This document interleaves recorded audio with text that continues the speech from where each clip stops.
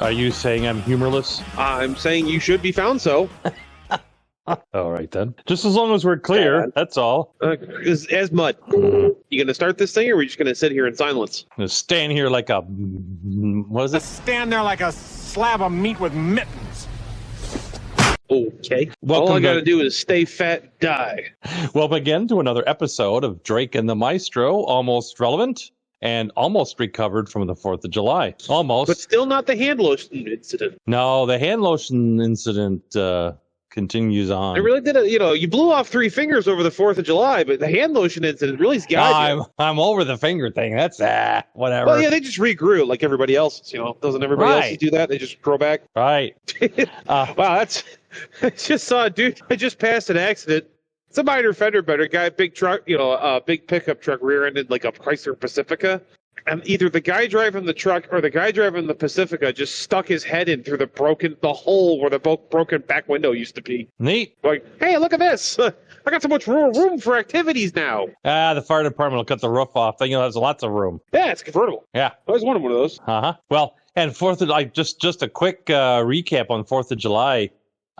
As you remember, the Brooklyn Bridge was set on fire, and the white trash urban version of the 4th of July celebration. It turns out, according to WABC in Brooklyn, that it was a rubbish fire. Yeah, it was literally a trash. It was literally a white trash fire. Yeah.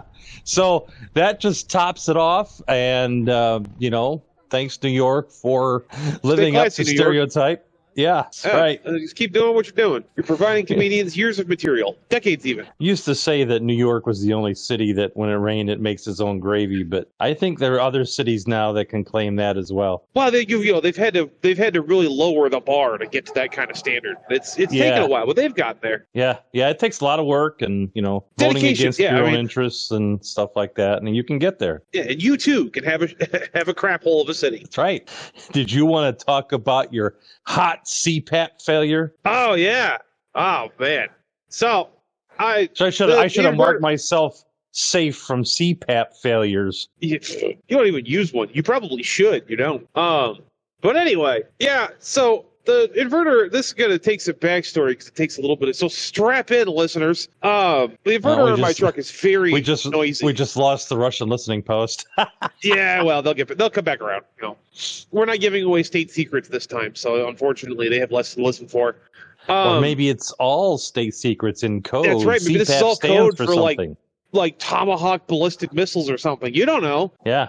But yeah, so the inverter in my truck makes a lot of noise, like electronically. It makes a lot of noise. So the power bricks on your electronics will get hot. On my electronics will get hot. Like so hot. How hot? Yeah, thanks, Yakov Smirnov. I was getting there. They get so hot that you could almost can't touch them in certain instances. Russia, power block makes you hot. No, yeah, I don't think that works. Power block cooks you. Thank you. You can prove that. I appreciate it.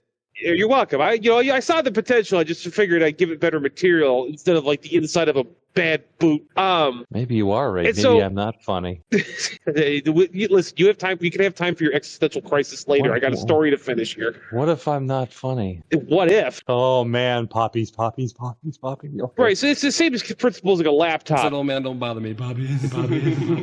Right. If you put a laptop on a soft surface, you don't give it air to breathe. It gets really hot and eventually overheats and shuts off. So I didn't realize it, but now you know. Get a hard surface, put your laptop on so it doesn't overheat. I didn't realize it, but the power brick for my CPAP machine had gotten underneath some clothes that were on my top bunk, and it was covered, like completely covered. And it already gets kind of warm when it's just running out in the open air, but okay,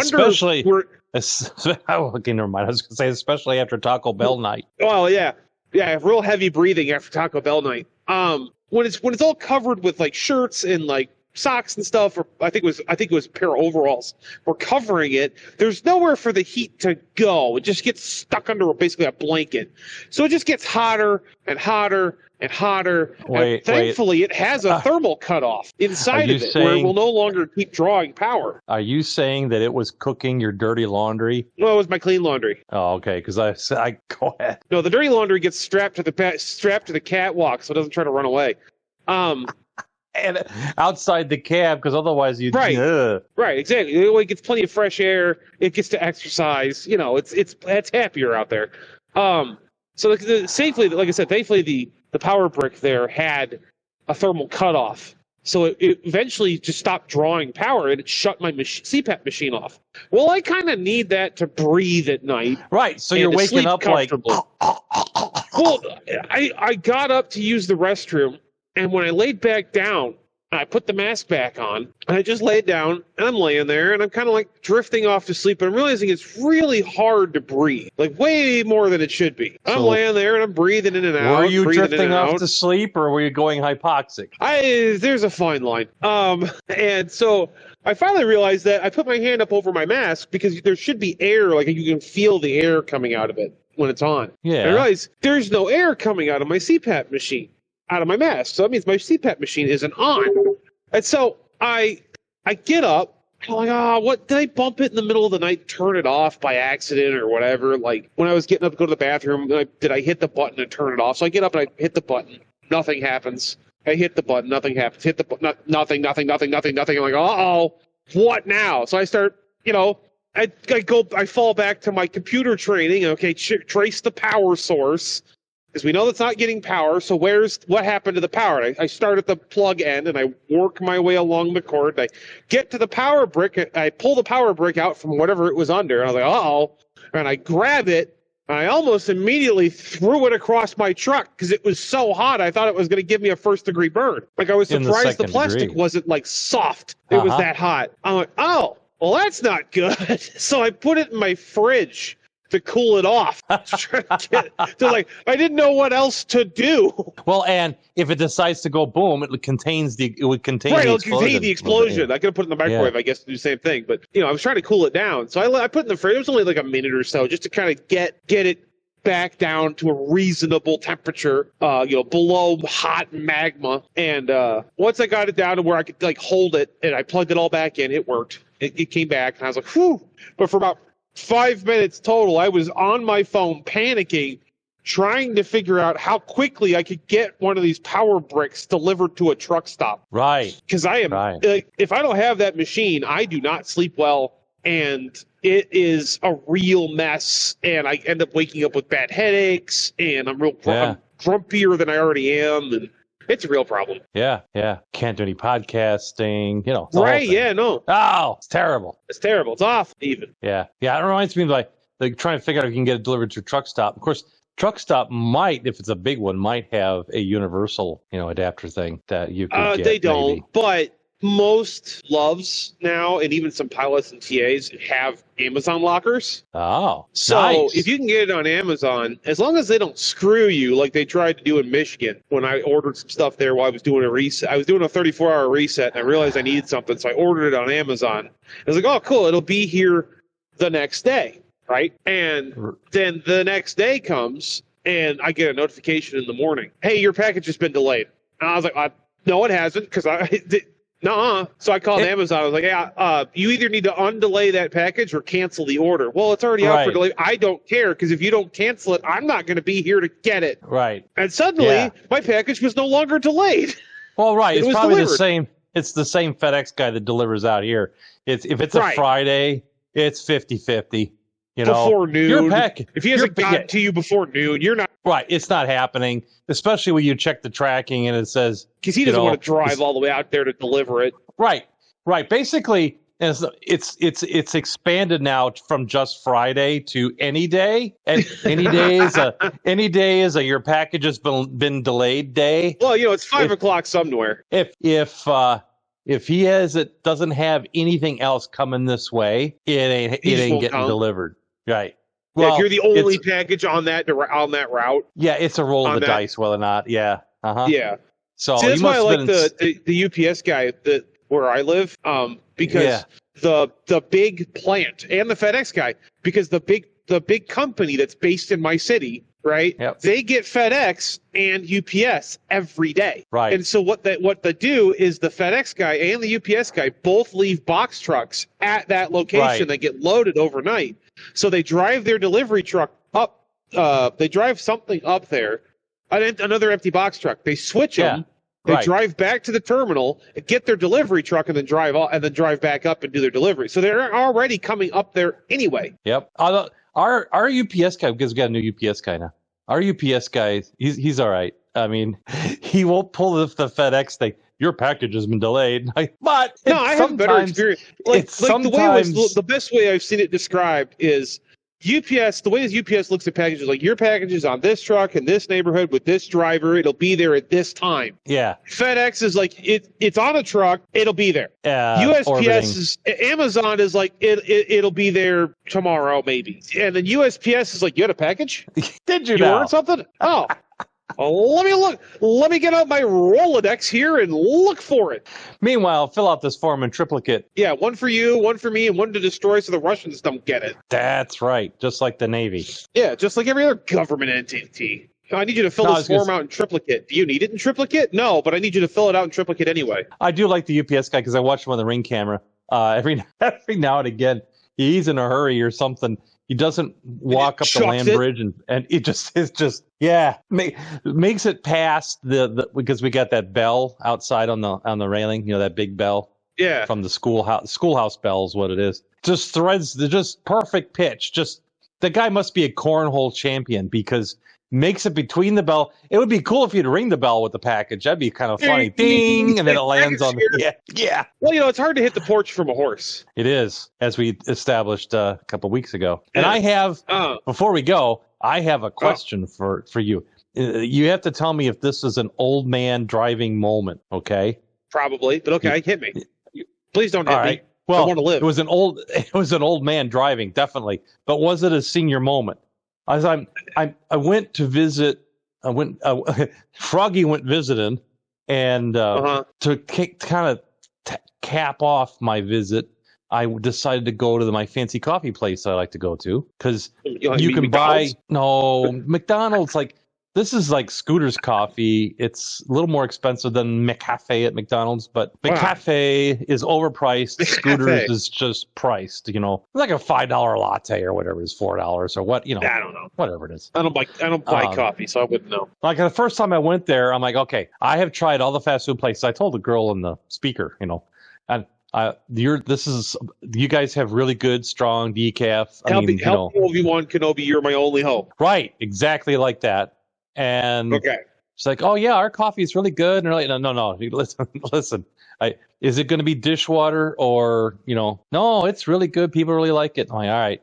Here's what I want. You tell me what on your fancy names of things it's closest to, because all I really want is a nice, strong cup of decaf with cream and equal sweetener in it. And she's like, "Oh, well then you want a latte, macchiato, whatever it is." I'm like, listen. I want you to write it down, and I'm good. And then when I come back again, I'm just going to read what you wrote. So if it's good, it'll be good for you. If it's not, it's going to get thrown back through your window. Exactly at odd hours, in the wee hours. Anyway. The wee hours. Okay.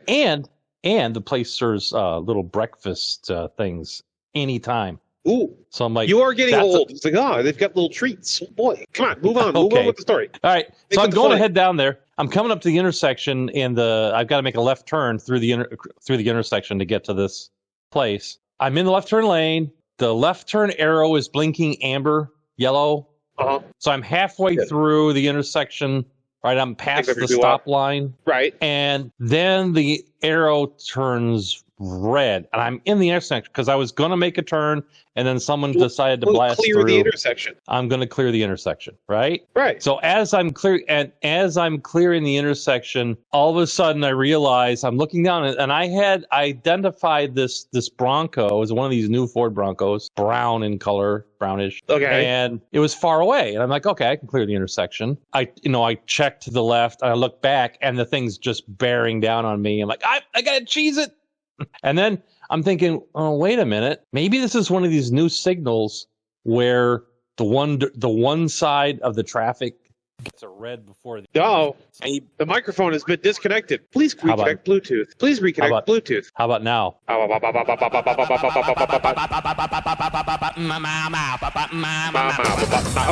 Sorry. You started the snip. Yeah, you're fine. Okay. It was the fishing line ringing.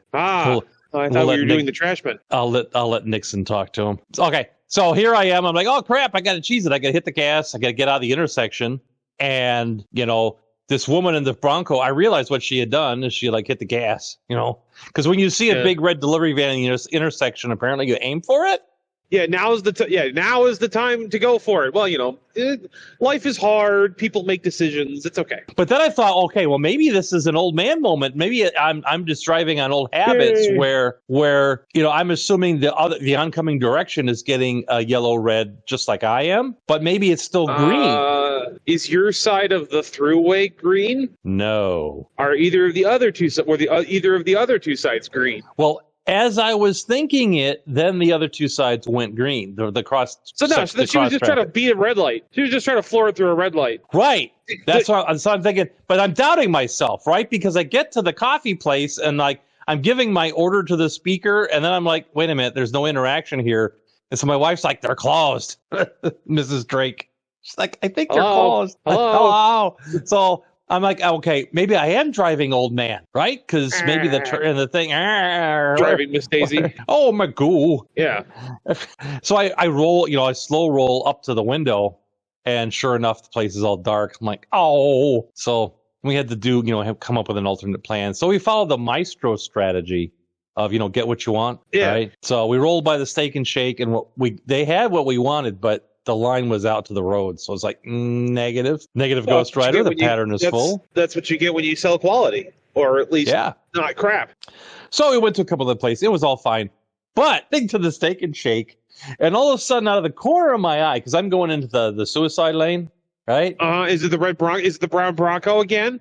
Yeah, I caught motion out of my eye, and she made what caught my eye was the motion of a quick U-turn. So she was traveling the same direction we were, but she was an intersection away. She made a quick U-turn and then came back towards us, ran the red doing it. Well, she's already tried to run one red today. Why wouldn't she run two? So then I'm thinking, okay, I'm not driving old man, right? I'm still okay? No. I'm not. No? No. Two things can be true? I mean, two things can be true, but I think in this case, you're not driving old man. Also, you went to a place that sells almost exclusively coffee, probably in the middle of the afternoon when they would most likely be closed. Oh, it's worse than that. I went in the early evening. Yeah, why would you expect a coffee place to be open in the early evening, old man? Hope? False hope? That's more old man than turning on the light, than turning at the light you turned at. And on that disappointment, it's time to go for today. If you need to reach us, you can reach us at DrakeAndMaestro@Outlook.com. That's DrakeAndMaestro@Outlook.com. On X at DrakeAndMaestro. And maybe next week I'll tell the tale of my sister's 4th of July girls trip from hell. That was... We might be able to get her on the fishing line, and she can tell us herself. Because maybe I don't know. Third hand is always better. That's right, because it's inaccurate and funnier. That's right. So I can regale. I'll regale everybody of that because it was girls' trip from hell to tourist trap in Tennessee. So cool. Be looking forward to that. Now I want to know which tourist trap because I've been by a bunch of them. So now I want to know which one. Well, you'll have to wait till next week to find out. And tune in next week when the Maestro says... Change. You got any spare change? Thanks for listening, and adios. Arrivederci. Hasta la vista. Adios. Adios, muchachos, caballeros. Will you get out of here? You gave me this penny, and now I got a really neat watch. I got enough money left over to buy these shares of the stock. All these shares. All right, we're going to go out on that joke. We better.